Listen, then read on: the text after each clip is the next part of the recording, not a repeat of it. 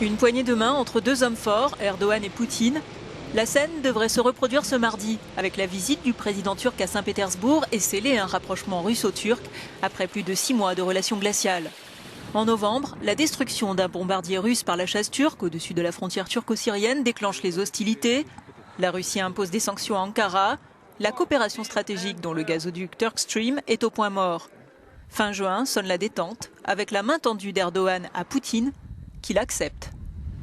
Poutine a été un des premiers dirigeants à appeler Erdogan après le coup d'État, explique cet analyste, et il a déclaré son soutien inconditionnel au gouvernement turc.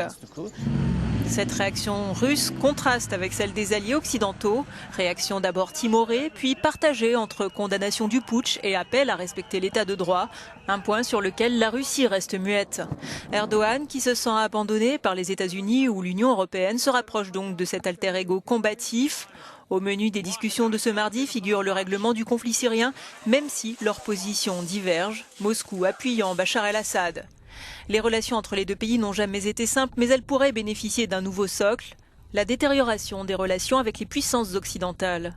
Les tensions grandissantes entre Ankara et l'Union européenne ont même menacé l'accord sur les migrants signé le 18 mars. Il prévoit que la Turquie s'engage à juguler les flux migratoires vers le vieux continent, en contrepartie d'une accélération des négociations d'adhésion à l'UE et de la délivrance de visas Schengen pour les citoyens turcs, une mesure qui tarde à être appliquée. Autre sujet qui fâche, à Bruxelles cette fois, l'éventuel rétablissement de la peine de mort en Turquie.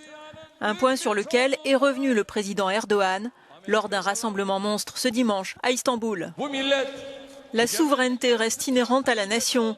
Si les gens veulent la peine de mort, alors je pense que les partis politiques doivent suivre la volonté du peuple, a-t-il déclaré.